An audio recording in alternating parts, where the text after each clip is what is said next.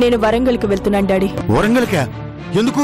చందుని కలిసి మాట్లాడదామని. నేను మాత్రం ఒక్కటే అంటాను, మీలో ఈ అమ్మాయి తన తండ్రిని చూస్తుందని నమ్ముతున్నాను. దాన్ని కాదు, ముందు ఈ మనిషిని లోపలికి పంపించండి.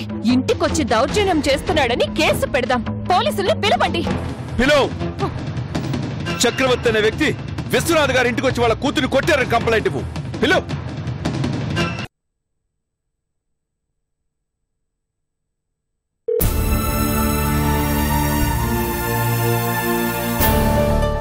హలో, ఏంటే నీ మీద కేసు పెట్టించానని నా మీద రెచ్చగొట్టి పంపించావా ఆయన్ని? ఆయన నీ మొగుడా నా మొగుడా? ప్రియగారు, నేనే.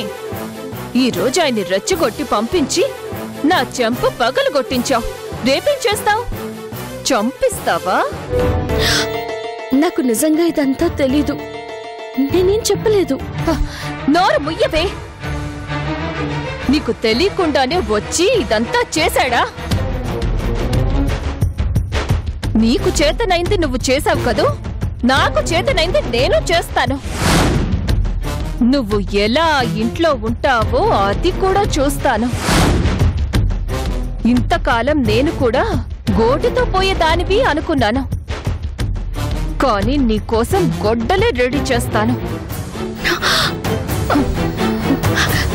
ప్రియగారు, హలో హలో,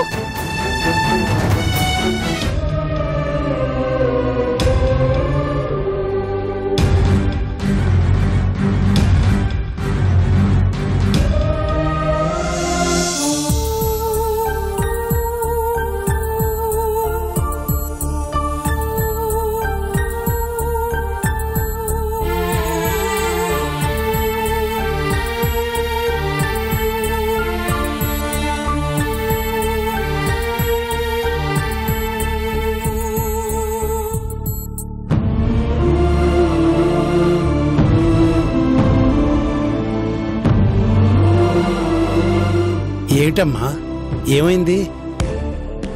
ఏం కాలేదులే నర్సయ్య, నువ్వుండు.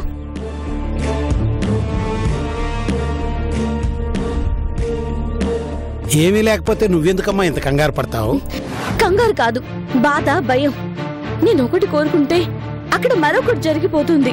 డాక్టర్ గారు రోజు రోజుకి ఇంతలా దిగజారిపోతారని అస్సలు ఊహించలేకపోతున్నాను.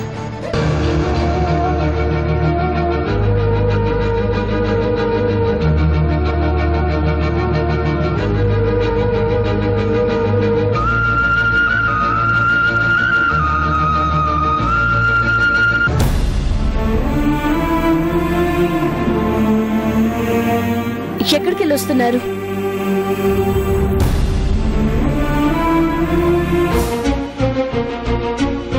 అడుగుతుంది మిమ్మల్ని.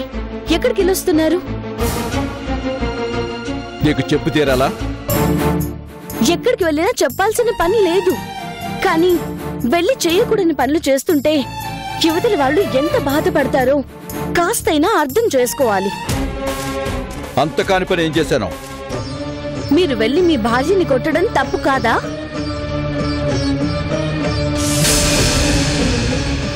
అసలు మీలాంటి చదువుకున్న వాళ్ళు చేయాల్సిన పనులేనా ఇవి? అసలే మీ ఇద్దరి మధ్య ఉన్న రిలేషన్ చాలా సెన్సిటివ్ గా ఉంది. అలాంటిది మీరు వెళ్ళి చెయ్యి చేసుకుంటే ఏమవుతుందో ఆలోచించారా? ఏమవుతుంది? ఉన్న కాస్త అనుబంధం కట్ అవుతుంది. నువ్వు అనుకున్నట్టు మా మధ్య ఏ అనుబంధం లేదు. ఉన్నది ఎప్పుడో కట్ అయిపోయింది. మనుషులకి మాటలతో చెప్పాలి, పిల్లలకి లాలించి చెప్పాలి. ఇటువంటి వాడికి అలాగే చెప్పాలి.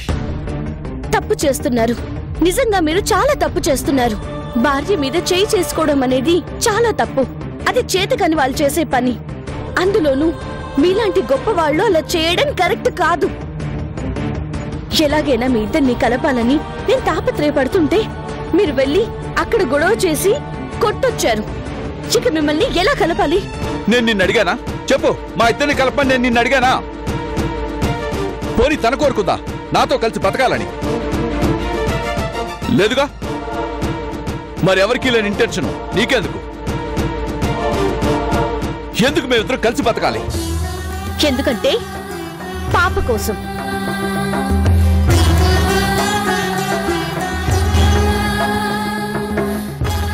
మీకు మధ్య ఎన్ని గొడవలున్నా పాప కోసం సర్దుకుపోవాలి. పసిపిల్లలకి అమ్మా నాన్న ఇద్దరు కావాలి. 2 కళ్ళుంటేనే లోకం స్పష్టంగా కనిపిస్తుంది. అమ్మా నాన్న ఇద్దరూ కలిసుంటేనే ఏ బిడ్డకైనా భవిష్యత్తు బాగుంటుంది. ఆవిడికి అవసరం లేదు. ఆవిడి గారికి నేను అవసరం లేదు. బిడ్డ భవిష్యత్తు అంతకంటే అవసరం లేదు. ఆవిడికి కావాల్సింది డబ్బు, పలుకుబడి. అందరూ నువ్వు మహారాణివి, నువ్వు గ్రేట్ అని పొగట్టలతో ముంచెత్తుతుంటే ఆ ఆనందం కావాలి, అంతే. అందుకని వెళ్ళి కొడతారా? నేను కొట్టింది అందుకు కాదు. మరి ఎందుకైతే ఏంటి? నాకు తెలియాలి. ఎందుకంటే నా కోసమే మీరు వెళ్ళి ప్రియ గారి మీద చేయి చేసుకున్నారు. నేనే మిమ్మల్ని పంపించి కొట్టించానని ప్రియ గారు అపార్థం చేసుకోరా? అయినా కొట్టడం ఏంటి? కొట్టడం కాదు, అలాంటి వాళ్ళని ఏం చేసినా పాపం లేదు. అంత తప్పు తనేం చేసింది? తప్పు కదా, తను ఒక ఆడదేగా. ఒక ఆడపిల్లని అలా పోలీస్ స్టేషన్లో కూర్చోబెట్టి ఎలాంటి కేసులో ఇరికించింది, అది తప్పు కదా? ఒక చదువుకున్న మనిషి భార్య మీద చేయి చేసుకోవడం తప్పు అన్నావు. మరి చదువు సంజలు కలిగిన మనిషి అలా చేయడం కరెక్టా? ఏం నర్సయ్య, నువ్వు చెప్పు. చందుని ఒక రాత్రంతా పోలీస్ స్టేషన్లో కూర్చోబెడితే చూస్తూ ఊరుకోవాలా? చెప్పు నర్సయ్య. అవునమ్మా, అయ్యగారు చెప్పిన దాంట్లో నాకేం తప్పు అనిపించలేదు. నువ్వు ఊరుకో నర్సయ్య. నువ్వు ఆయనకి సపోర్ట్ చేస్తావేంటి? అసలు ఇందులో ప్రియా గారిది ఏ తప్పు లేదు. తప్పు లేదా? నీ మీద నోరు పారేసుకోవడం తప్పు కదా? వాళ్ళ నాన్నతో కలిసి ఇంత నీచాన్ని దిగజారడం తప్పు కదా? ప్రియ గారి స్థానంలో ఉండి చూస్తే ఏదీ తప్పు కాదు. ఆవిడ స్థానంలో ఉంటే నేను అలాగే ఆలోచిస్తానేమో. ఎవరో ముక్కు మొహం తెలియని ఆడదొచ్చి భర్తతో కలిసి ఒకే ఇంట్లో ఉంటుంది అంటే ఏ ఆడదానికైనా కడుపు మండిపోతుంది. ఒక ఆడది మగాడు కలిసి బజార్న పోతుంటే వాళ్ళిద్దరూ ఎవరై ఉంటారా అని ఆలోచించకుండా అనుమానించే సమాజంలో ఉన్నాం. అలాంటిది తన భర్తతో కలిసి ఒక ఆడపిల్లుంటే అనుమానించరా? చాలా అనుమానిస్తుంది. ఏ చదువుకోలేదా? సంస్కారం లేదా? వ్యక్తిత్వం లేదా? ఎదుటి మనుషుల మీద నమ్మకం లేదా? మాట్లాడితే గుడిసిలు వాడని ఎక్కిస్తారు కదా. మరి మేడల్లో ఉండేవాళ్ళు అంత నీచిగా ఎలా ఆలోచిస్తారు? డబ్బు సంపాదిస్తే సరిపోదు, దాంతోపాటు బుద్ధి జ్ఞానం కూడా సంపాదించుకోవాలి. అది లేని వాడికి నేను చెప్పే సమాధానం ఇదే, అలాగే ఉంటుంది.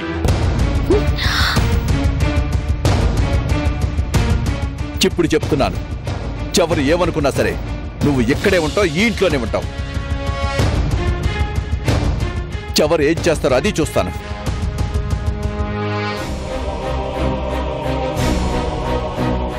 ఈ విషయంలో మాత్రం నేను అయ్యగారిని సమర్థిస్తానమ్మా.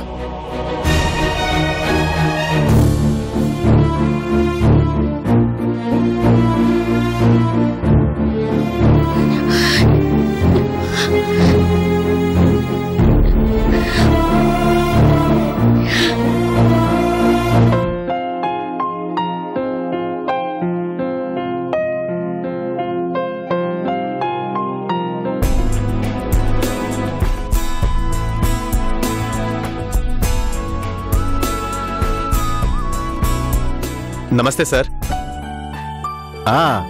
రావయ్యా రాజా, రా. నన్ను దీవించండి సార్. అరే ఏందయ్యా ఇది? ఇష్టకామ్యార్థ ఫల సిద్ధిరస్తు. లే కూర్చో. రామయ్య, అయ్యా కాఫీ తీసురా. అలాగేనయ్యా. ఏంటి రాజా విశేషాలు? నీ బిజినెస్ ఎలా ఉంది? మీ తమ్ముడు విశ్వనాథ్ గారి వర్క్ మొదలు పెట్టబోతున్నాను సార్. ఆయనే ఫోన్ చేశారు, అన్ని పర్మిషన్స్ వచ్చాయంట. వెంటనే వర్క్ మొదలు పెట్టమని అడుగుతున్నారు. ఇదిగో బయలుదేరుతున్నాను సార్. వెళ్లే ముందు మీ దీవెనలు తీసుకుందామని వచ్చాను. నాదే ఉంది రాజా, నువ్వు కష్టపడుతున్నావు కాబట్టి విజయం ఎప్పుడూ నీదే. లేదు సార్, మీ దీవెనలు చాలా వరకు నాకు మేలు చేశాయి. ఆ రోజు జయంతి గారు తెలియక నాకు అన్యాయం చేయబోతే కాపాడారు. ఈరోజు మీరే పిలిచి ఈ వర్క్ ఇచ్చారు. అలా వర్క్ కోసం వరంగల్ వెళ్తే చందు కనిపించింది. ఆ రోజు మిస్ అయింది. ఈసారి మాత్రం చందుని ఖచ్చితంగా పట్టుకుంటాను.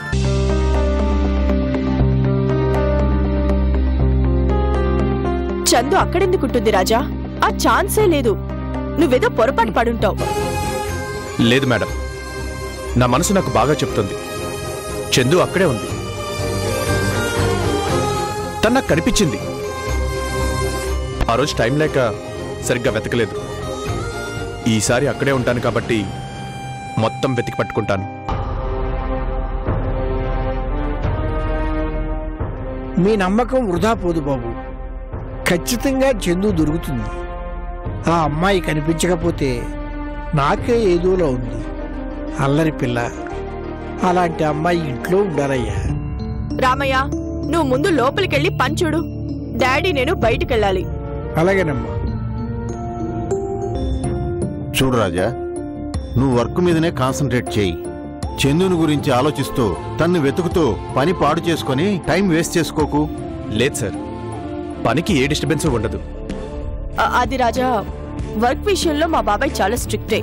ఏ చిన్న తేడా వచ్చినా ఆయన చాలా సీరియస్ అవుతారు. అవును రాజా, కాబట్టి నీ కాన్సన్ట్రేషన్ మొత్తం వర్క్ మీదనే ఉంచు. లేదు సార్, వర్క్ కంటే నాకు చందు చాలా ముఖ్యం. చందు దొరుకుతుందన్న ఆశతోనే నేను మళ్ళీ అక్కడికి వెళ్తున్నాను. తను దొరకాలని మనస్ఫూర్తిగా కోరుకోండి. వస్తాను సార్. మళ్ళీ కలుస్తాను. చూసావా జయంతి, అతనికి ఎంత నమ్మకము. చందు అక్కడ లేదు అని చెప్తున్నా ఎంత నమ్మకంగా అక్కడే ఉందని చెప్తున్నాడో. తన మనసు తనకు చెప్తుంది కాబోలు చందు అక్కడే ఉందని. ప్రేమించిన భర్త కదా డాడీ. ఒకప్పుడు రాజా చందులు కలవాలని బలంగా కోరుకున్న నేనే ఈరోజు చందు రాజాకు కనిపించకూడదని కోరుకుంటున్నాను తల్లి. చందు కనిపిస్తే రాజా ఊరుకోడు. తన్ని బలవంతంగా తీసుకునొస్తాడు. చందు ఆశయం నెరవేరదు. తనలాగా పేషెంట్స్ అయిన వాళ్ళకి దూరం కాకూడదు అనుకుంటే చక్రవర్తి లాంటి డాక్టర్ని లోకానికి అందించాలి. అది చందు వల్లనే సాధ్యమవుతుంది. దేవుడిచ్చిన ఆయుష్ తీరేలోగా తను అనుకున్నది సాధించాలి.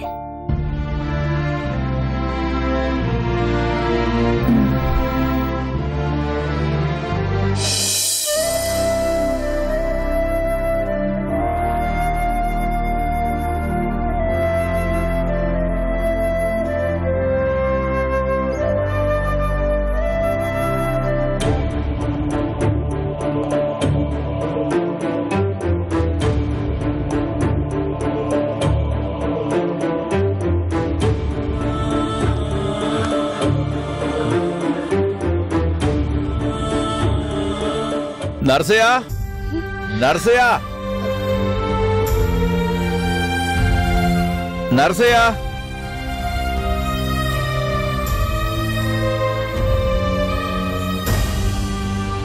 అయ్యా, చేంజ్ చేస్తున్నావు? బాటిల్ అయిపోయింది, ఇంకో బాటిల్ పట్టరా. అలాగేనయ్యా, తెస్తాను.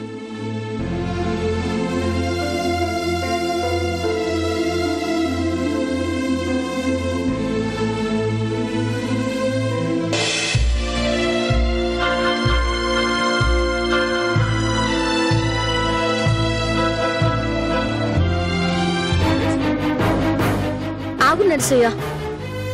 ఇలా అడగగానే బాటిల్స్ తెచ్చిస్తే ఆయన ఎలా మామూలు మనిషి అవుతారు? ఇప్పుడు అడిగారని ఇవ్వకపోయినా మామూలు మనిషి కాడమ్మా. కొద్ది కొద్దిగా మార్చాలి కానీ ఒక్కసారే మానేస్తే మొదటికే మోసం వస్తుంది.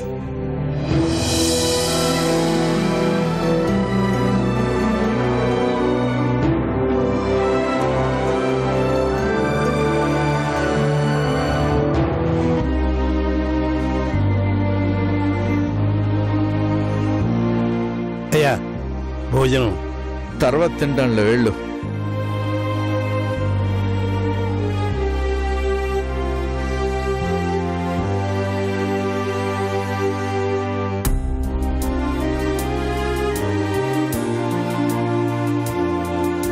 అయ్యా, కాస్త తాగుడు తగ్గించండి అయ్యా. నర్సయ్య, నాకు నీ మీద ప్రేమ ఉంది. అది కోపంగా మారకముందే వెళ్ళిపో.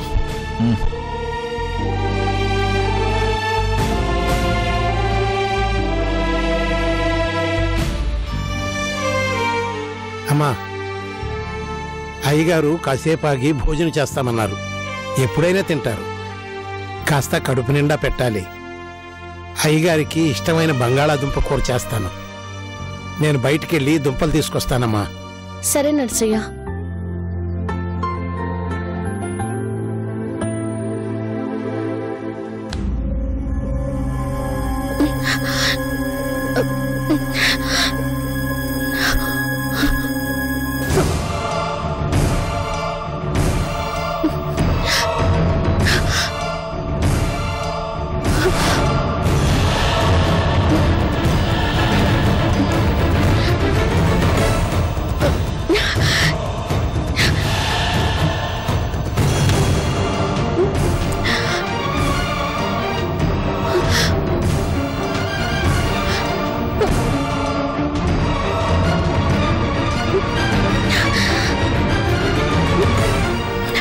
ఆప్టికల్ నర్వ్ మీద ప్రెషర్ ఎక్కువ పడుతుంది.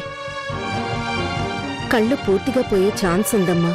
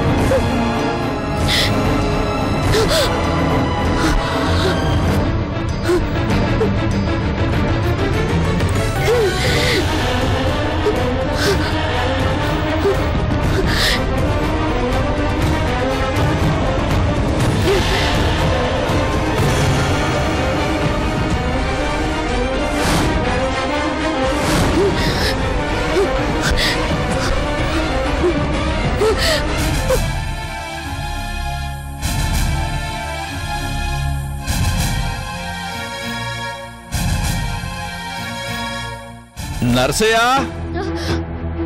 మంచినీళ్ళు తీసుకురా.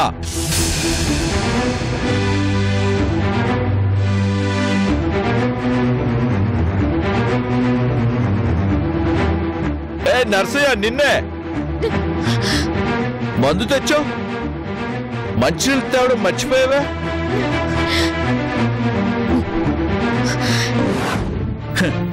జీవితంలో అన్ని ఇచ్చిన దేవుడు ఆనందం మాత్రం లేకుండా చేసినట్టు నువ్వు నన్ను ఏడిపిస్తున్నావా? త్వరగా తీసుకురా. నర్సయ్య, తిన్నే ఎంతసేపు చేంజ్ చేస్తున్నా? నర్సయ్య రా, తీసుకురా.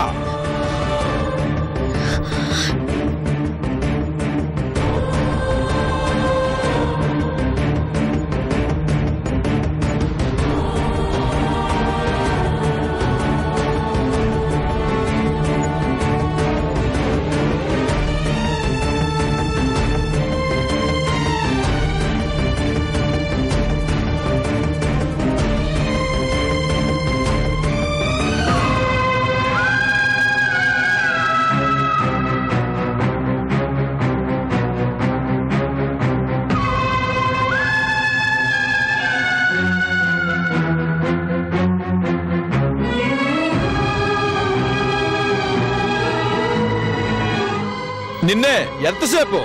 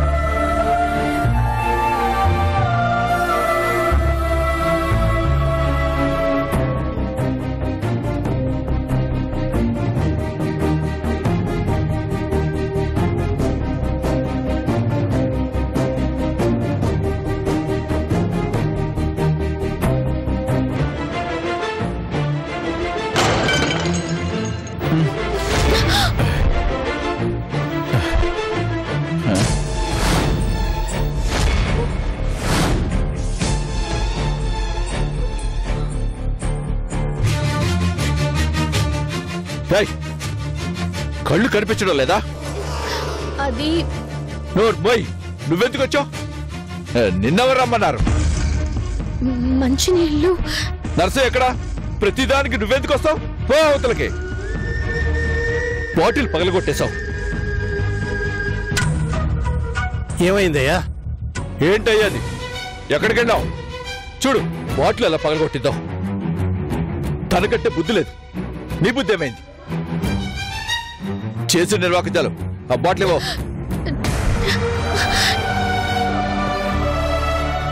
వెళ్ళ.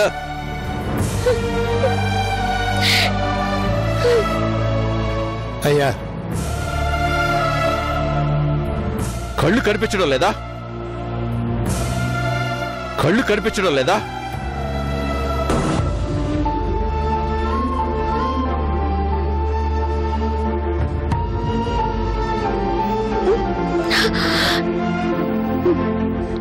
కళ్ళు కనిపించడం లేదా?